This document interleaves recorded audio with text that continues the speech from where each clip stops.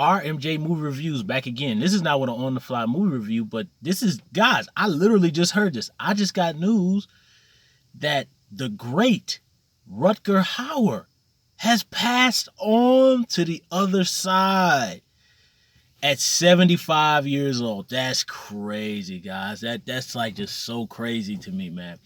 Rutger Hauer, one of the most obviously, of course, Blade Runner and The Hitcher, um, among cult audiences. Let's not forget Surviving the Game with Ice-T. Uh, Not super duper crazy about that movie, but I really like the first half of that movie. I think is pretty solid. Um, Man, Rutger Hauer is man. He was the most intense, fantastic character actor to grace the stages. They really do not make character actors like him anymore.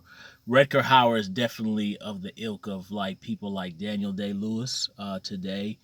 Um, there's some other actors that I can't really think of, but Rutger Hauer is definitely of the ilk of Daniel Day-Lewis, Robert De Niro, Pacino. Um, those are really who I can think right offhand, but just those great character actors that just don't say the lines. They literally immerse themselves into the character. I mean, all of us know who are cult movie lovers and independent movie followers. We all know that the C. Thomas Howell, when they did The Hitcher, that Rutger Hauer terrified that young man. I mean, terrified him, which I don't blame him. Rutger Hauer is very frightening. Quick story, guys. I never forget. This is probably, I don't know, early 90s, maybe 1990, 91. The Hitcher aired on regular TV. And by that time, I was 8. I think I was, I don't know, 8 or 9 years old. And I was already a horror buff. And anyway, The Hitcher had come on the 8 o'clock movie, kids, when they used to have that on regular TV, not anymore. And I never forget, I wanted to watch it. And it came to the scene where Rutger Hauer puts the knife to C. Thomas Howell's eye. And he goes, "Tell me you want to die," or whatever the line is. And I never forget, my mother walked into the room and my mother said, "Oh no, oh no." She was like, "No, no, no, no, no, no, no, no." And at this time it was a cable box, and my mother cut the cable box off uh, and the TV and was just like, "No, no, you're not watching this."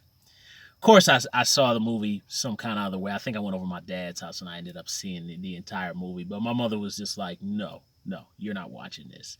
So that was one of my earliest experiences with Rutger Hauer. And of course, I remember, I think the movie is called Wanted, Dead or Alive.